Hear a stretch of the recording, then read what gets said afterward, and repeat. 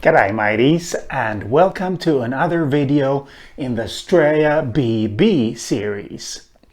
I am Jacaro Turo, and on this channel I focus on Australian Aborigines.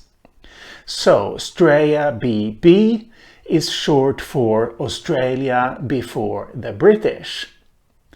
Now I would like to show you a language map. This here, as I said in the first video in this series, is supposed to be Australia. But I think that I'd better not show you a language map, because they are copyrighted, of course. That would end me up in trouble. What we can say in general is that before the British, there were along the north coast and also along the east and west coasts lots of small languages spoken by smaller groups. Some of these languages had dialects, others didn't. And those that had different dialects usually had relatively few dialects. And the reason we got many small languages is because the people who lived here, they didn't move very much. Perhaps they only moved once or twice a year. So once when the hot season started, and once when the cold season started. In much of the central parts of Australia, and this is also true for big parts of the southern coast, the climate is not at all as favorable. So what we got here were big languages.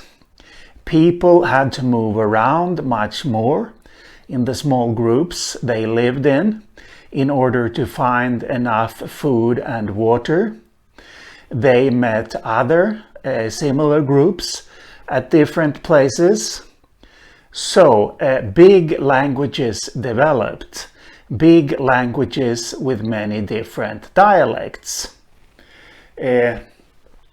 A very big language with lots of dialects that is fairly well known is the Western Desert language, spoken in a huge area in the western part of Australia. So we might ask, how many people were there in Australia when the British arrived? And here the thing is that you can find estimates from between 300,000 people on the whole continent to 1.25 million people. So that's quite a wide gap between those figures there, almost a million. So why this big gap? Well, you see, the fact is that no one knows. First of all, the British, when they came, they weren't exactly very interested in counting Aborigines. They declared Australia terra nullius, that is to say, land that didn't have human population. And what happened is that different illnesses or sicknesses, if you like, were brought to Australia with the British. Sicknesses such as smallpox and chickenpox. These had arrived in Europe from the Middle East with crusaders during the Crusades. Initially, they had killed off lots of people in Europe. And what happened is that if we take Sydney here, This is the approximate location of Sydney. What happened is that these sicknesses spread outwards from the early colonies. Sydney, of course, being the first one. And they killed off lots of Aborigines, and no one knows how many, since no one kept any records. So that's why you see this wide gap in estimates. Within parentheses, I might add that this made things easier for the British.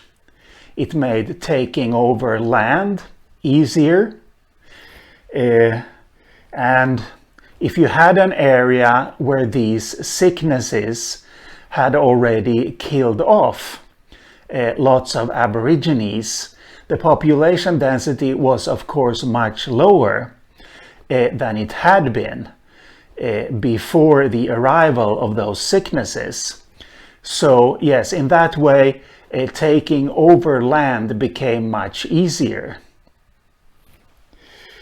So yes, no one knows.